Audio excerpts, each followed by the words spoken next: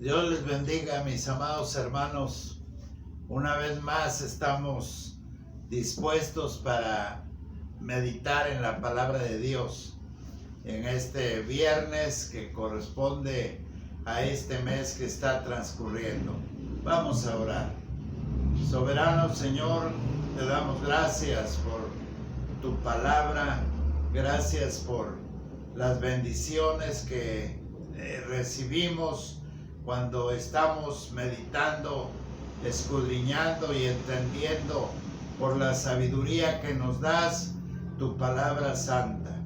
Por favor, Señor, bendícenos en esta hora y te damos gracias, Señor, por la salvación, por la seguridad de ella en nuestra vida personal, y caminar contigo, Señor, es una bendición hermosa. Te damos gracias en el nombre de Jesús, nuestro Salvador. Amén. Espero que hayan pensado un poquito sobre el gozo que nos da de invertir en otros. Como hemos visto que el apóstol Pablo, hubo una persona que invirtió en él y fue de bastante bendición. En este caso, Bernabé. Él se atrevió a hacerlo. Y déjenme decirles que nuestro Dios, a través de su Hijo Jesucristo, también se atrevió a invertir en nosotros. Cuando estaba haciendo cuentas de toda la vida que el Señor me ha permitido tener a estos 80 años, déjenme decirles que han sido 29,000 días que Dios ha invertido en mi vida, y yo creo que no se ha arrepentido el Señor.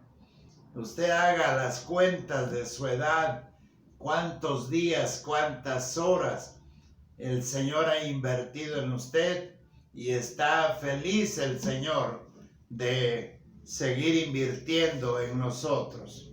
Pues vamos a tener nuestro segundo periodo de meditación en base a este título y viendo el libro de los Hechos.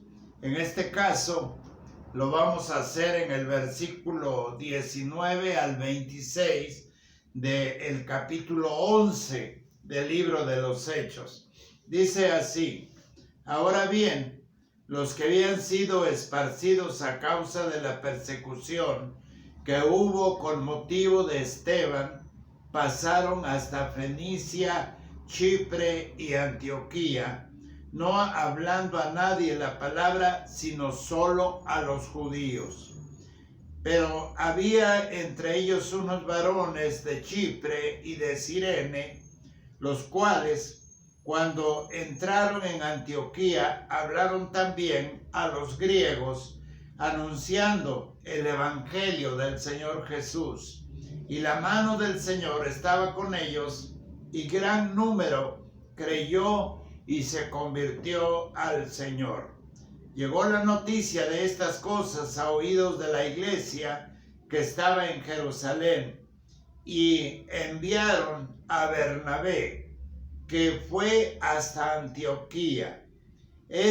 Cuando llegó y vio la gracia de Dios, se regocijó y exhortó a todos a que con propósito de corazón permanecieran firmes al Señor, porque era varón bueno y lleno del Espíritu Santo y de fe, y una gran multitud fue agregada al Señor.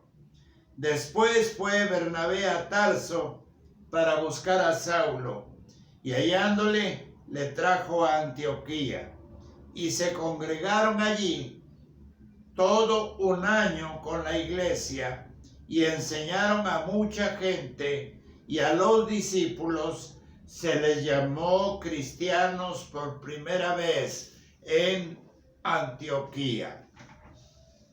Dense cuenta de el propósito de Bernabé una vez más. Dice la palabra del Señor que regresó a Tarso para buscar a Saulo, en este caso ahora Pablo, para que le ayudase, para que pudiera ser una bendición bastante clara en cuanto a tantos convertidos que hubo a causa de la persecución. Quiero decirles, mis amados hermanos, que esta actitud me hace pensar que así como hemos invertido y nos hemos comprometido a invertir en otros hermanos, en su crecimiento espiritual, en su gozo, en su ánimo, en muchas áreas de su vida, también nos permite, hermanos, comprometer a otros a invertir en el reino del Señor.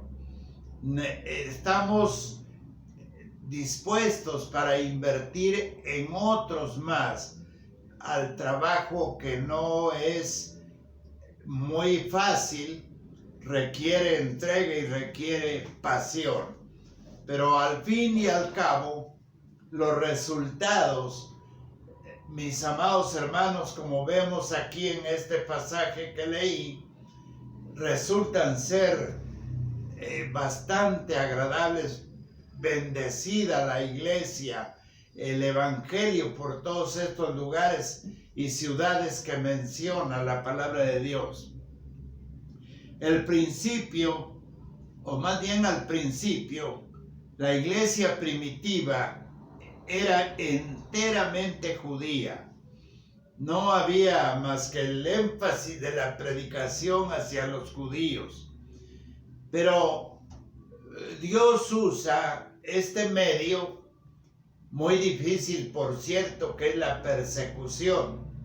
No sé cuántos de ustedes han tenido esta experiencia en lo personal, pero la persecución es a veces muy angustiante, es también muy, diríamos, de riesgo, de contratiempos y a veces hasta de desánimo, porque pensamos en nuestra vida por razón de que pudiéramos perder la vida en la persecución, como muchos cristianos han muerto por causa del evangelio. Yo estaba en Pinotepa Nacional y sabía de una familia que fue para predicar la palabra de Dios allá, un pueblo antes, no recuerdo su nombre. La familia se apellidaba Deras, y cuando estuve ahí me propuse buscar los sepulcros de esta familia, el esposo, la esposa y 2 hijos y una enfermera, porque llegando, después de cruzar la Mixteca, varios días a pie y a caballo, y comenzaron a predicar la palabra de Dios en esta región, la gente al principio no hizo gran cosa de atentar contra la vida de ellos, pero a poco tiempo fueron asesinados vilmente por causa del evangelio. Ahí quedó la familia Deras. Y hermanos, la persecución sí produce a veces hasta desánimo y miedo, temor. Pero miren, la iglesia aquí en esta ocasión, por razón de la persecución, creció. Los discípulos no se animaron. Bernabé no se desanimaron. Bernabé no se desanimó. Y ahora el apóstol Pablo y muchos otros personajes que narra aquí la palabra de Dios. Y después de estos testimonios, como en el caso de cuando Dios usa la persecución y cae el primer mártir del cristianismo, que es en este caso Esteban, para llevar el evangelio ahora no solamente a los judíos, sino también a los samaritanos y seguramente a mucha otra gente. Dice el capítulo 8, un poco antes, y vamos a ver lo que dice de los versículos 4 al 8. Dice la palabra del Señor de la siguiente manera: pero los que fueron esparcidos iban por todas partes anunciando el evangelio. Entonces Felipe, descendiendo a la ciudad de Samaria, les predicaba a Cristo, y la gente unánime escuchaba atentamente las cosas que decía Felipe, oyendo y viendo las señales que hacía, porque de muchos que tenían espíritus inmundos salían estos dando grandes voces, y muchos paralíticos y cojos eran sanados. Así, dice el versículo 8, así que había gran gozo en aquella ciudad. Dice la palabra del Señor que había gran gozo, mis amados hermanos, a pesar de la persecución. Ahí está Felipe. La conversión también de un personaje tan interesante como lo fue Cornelio. Dice el capítulo 10 de los versículos 1 prácticamente todo el capítulo. Había en Cesarea un hombre llamado Cornelio, centurión de la compañía llamada la Italiana, piadoso y temeroso de Dios con toda su casa, y que hacía muchas limosnas al pueblo y alababa a Dios siempre.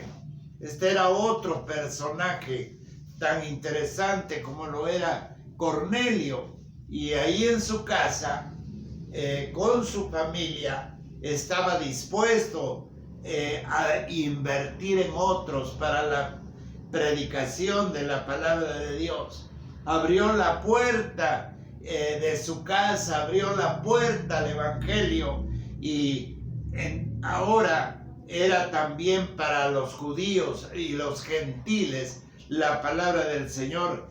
El versículo 1 del capítulo 11 dice: oyeron los apóstoles y los hermanos que estaban en Judea que también los gentiles habían recibido la palabra de Dios. Los gentiles, había llegado la palabra del Señor. Entonces Felipe, Cornelio, y luego Cornelio hace, hermanos, el deber de mandar a algunos de su autoridad para ir en busca de Pedro, que estaba allí en la casa prestada precisamente de otra persona tan conocida, que ustedes seguramente saben la historia, cuando estaba en el techo y entonces tenía hambre, y él tuvo ese éxtasis, o sea, ese tiempo de iluminación, vamos a decir, y con esa hambre atroz, entonces le dice la voz del Señor: mata y come. Y él dice: nada puede entrar en mí cosa inmunda. Es una ilustración de que los gentiles, que eran considerados como la escoria, ahora tenían el derecho también de oír y de aceptar el evangelio de Jesucristo. Qué hermoso, hermanos, porque ahí nos da también la evidencia de que se abre otra puerta. Y Cornelio, que manda a traer a Pedro para que les enseñase, esto quiere decir que Cornelio invirtió en Pedro de ese traslado para que pudiera, hermanos, verse también lo que Dios podía hacer en la vida de tantos necesitados. Déjenme decirles que La palabra de Dios está llena de personas que invirtieron en otros. Por ejemplo, si vamos al libro del Éxodo, y ahí en el capítulo 1, vamos a leer, hermanos, lo que nos dice la palabra del Señor. Vamos a buscar capítulo 1 en nuestras Biblias. Y en este capítulo de Éxodo, hermanos, ay, con estos dedos ya me cuesta un poquito trabajo, pero dice el capítulo 1, el versículo del 1 al 18. Y estos son los nombres de los hijos y da la lista de una genealogía. Pero luego dice en estos versículos, cuando habla el versículo 15, ojalá le puedan entender. Y habló el rey de Egipto a los parteras de las hebreas, una de las cuales se llamaba Cifra y a otra Fua, y les dijo: cuando asistáis a las hebreas en sus partos y veáis el sexo, si es hijo, matadlo, y si es hija, entonces viva. Miren, el versículo 17. Pero las parteras temieron a Dios. Ese es el primer paso.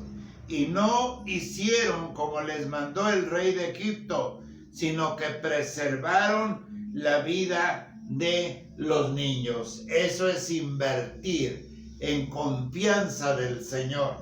Estas parteras no obedecieron al rey, decidieron invertir en los niños que estaban naciendo y que la orden era acabar con ellos. ¿No les parece un hecho grandioso de estas mujeres que se atrevieron? Ahora también en el primer libro de Samuel vamos a ver lo que nos dice la palabra del Señor. Ahí en el primer libro de Samuel, busquen en sus Biblias capítulo 19, de los versículos del 1 al 13. Dice la palabra del Señor: y habló Saúl a Jonatán su hijo y a todos sus siervos para que matasen a David. Pero Jonatán, hijo de Saúl, amaba a David en gran manera. Y dio aviso a David, diciendo: Saúl mi padre procura matarte, por tanto, cuídate hasta la mañana y estaré en lugar oculto y esconderé. Dice así: y yo saldré y yo estaré junto a mi padre en el campo donde estés, y hablaré de ti a mi padre y te haré saber lo que haya. Sigue hablando en este caso Jonatán, pero Jonatán estuvo dispuesto a invertir en David, a pesar de, entre paréntesis, una desobediencia a su papá. Pero él estaba seguro de que invertir en David eran los propósitos de Dios. Y luego David, en gratitud, habla más adelante y dice: habrá un descendiente que haya quedado de él. Y entonces ahí resulta Mefiboset. Y entonces David invierte en Mefiboset. Qué interesante, hermanos, porque estos ejemplos nos dan a entender de que es bueno invertir. Por último, ahora en el segundo libro de Samuel, hermanos, ahí en el capítulo 9, dice la palabra del Señor de los versículos 1 al 13. 9. Dijo David: ¿ha quedado alguno en la casa de Saúl? Ya se lo dije, tratándose de un hijo de Jonatán. Y viendo en el Nuevo Testamento, vayamos a la carta de Filemón. Ahí vamos a ver, hermanos, lo que dice la palabra del Señor. Busquen en esta carta, hermanos, a Filemón, y vamos a leer lo que nos dice la palabra de Dios en este libro. Dice así el versículo 25: habla en la carta del apóstol Pablo a Filemón. Dice así, 25. Te saludan Epafras, mi compañero de prisiones por Cristo Jesús, Marcos, Aristarco, Demas y Lucas, mis colaboradores. Fíjense, dice mis colaboradores. ¿Quién los llamó a colaborar? ¿Quién los llamó a que ellos pudieran echarle la mano al apóstol Pablo? Sencillamente, él decidió invertir en ellos. Y termina el versículo 25. La gracia de nuestro Señor Jesucristo sea con vuestro espíritu. Y termina diciendo amén. Esto quiere decir que el apóstol Pablo invirtió en otros. Mis amados hermanos, quiero decirles que ningún líder puede hacerlo completamente todo. Por más que se afanen, ¿se acuerdan con Moisés que quería él hacer todo? Pues en este caso nos dice la palabra de Dios que su suegro lo llamó a consejería y le dice, oye, te vas a morir luego, te vas a acabar, te vas a desgastar, etc. Yo creo que debes aprender a invertir en otros, a delegar en otros. Yo siempre, a veces parezco que raspo la buena intención, pero cuando digo en la iglesia, hermanos, no es correcto que nos tengamos tantas responsabilidades. Yo creo que a veces hasta dos nos es difícil funcionar, pero nos gusta. Y hay hermanos que aceptan cuando los nombran 1, 2, 3 veces. Sí lo hago, pero es difícil. Tenemos que aprender a invertir en otros. Ningún líder puede hacer completamente todo, debe involucrar a otros. Debemos involucrar a los creyentes cuando estén listos, por supuesto. La iglesia de Antioquía no solo ministraba a los suyos, también a los demás. Ahí lo dice en Hechos capítulo 11 que hemos leído, y de estos versículos que hemos sacado, y quiero terminar nuevamente leyendo la palabra de Dios. Dice el versículo 27 y 3 versículos. En aquellos días unos profetas descendieron de Jerusalén a Antioquía, y levantándose uno de ellos, llamado Agabo, daba a entender por el Espíritu que vendría una gran hambre en toda la tierra habitada, la cual sucedió en tiempo de Claudio. Entonces los discípulos, cada uno conforme a lo que tenía, determinaron enviar socorro a los hermanos que habitaban en Judea, lo cual en efecto hicieron, enviándolo a los ancianos por mano de Bernabé y de Saulo. Otra vez, invertir en otros. Ahí está claramente otro de los ejemplos. Dios nos bendiga, hermanos, para que el invertir en otros vale la pena. Hemos visto este ejemplo precioso, estos ejemplos, hemos visto lo que nos dice la iglesia en aquellos tiempos, y creo yo que la razón de haberlo hecho es ahora los frutos que hasta aquí han llegado, porque el Señor Jesús, cuando llama a los 12 hombres que no tenían gran preparación, menos en las cosas de Él, se atreve a invertir en 12, aunque uno le fallara, pero se atreve a invertir, los prepara, hermanos, los orienta, los anima, les corrige muchas cosas y después los envía. Los preparó. Jesús tuvo confianza de invertir en 12 gentes para que viniera el evangelio hasta nuestra amada patria. Gracias, Señor, porque no perdemos el gozo de servirte, pero también el gozo de invertir en otros, como muchos han invertido en nosotros, como tu Hijo Jesucristo que invirtió en nosotros para darnos estas grandes oportunidades. Señor, que nadie que puede hacerlo y que puede destinar tiempo y dedicación a hacer crecer a un discípulo, esté seguro de que está invirtiendo en el reino del Señor.